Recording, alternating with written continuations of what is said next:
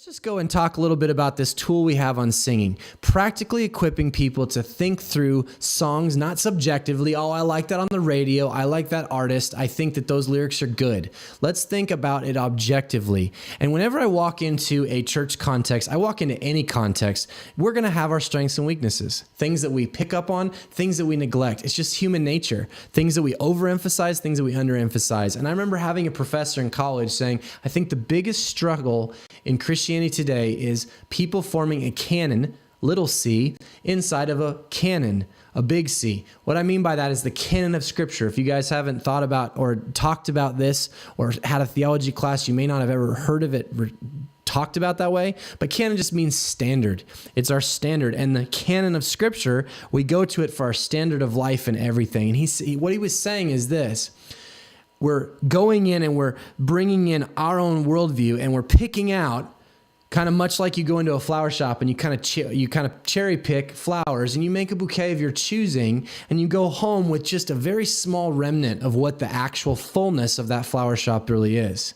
And he was saying that's the biggest danger, because we reach in and we pull out a verse and we say, Jeremiah 29:11, God knows the plans he has for you, plan to give hope in a future.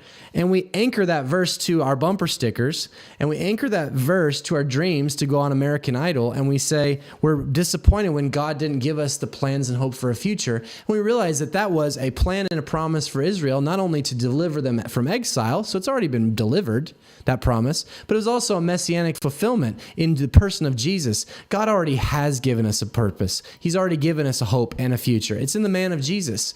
And by missing that context, we look for something that never comes. And when we say, another famous verse I love, whenever two or three are gathered, there I am in their midst. Awesome verse, always used in the context of prayer. It's not even in the context of prayer. It's talking about conflict. In Matthew 18, resolving conflict within a church. And in that promise, Christ is making a special promise of his Spirit to be present when two or three are gathered, seeking unity and harmony within conflict. Yes, prayer is going to be a part of that. But I think that's amazing, because I think most people, we shy away from conflict. We don't pursue tension. And God said, I know you're going to have tension. It's part of what comes with being shaped to become more loving. All the one another's in Scripture of loving each other and forgiving each other and bearing each other's burdens and carrying each other, and all those different things, they're going to bring tension. And Christ made a special promise that I'm going to be with you in a special, concentrated, most powerful way when two or three gather to seek unity over something in tension.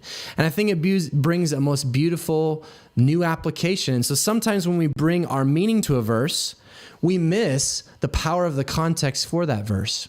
And we do this with our songs. I think we do this with our art. We do this with our creativity. We do this with our worldviews. We kind of harness in on one little aspect to the detriment of everything else. And this is why we need the church. This is why we need each other. And if you'll look at this, I'm going to use 4 words to talk about songs. And again, like I said, I'm not just talking about songs. I'm talking about everything we're doing. But I'm going to use the word total. I'm going to use the word text. I'm going to use the word tone. And I'm going to use the word target. And I believe that this is what I've done in the liturgy project is put together a tool for you to subjectively assess your church's singing. I think you can objectively assess kind of your living.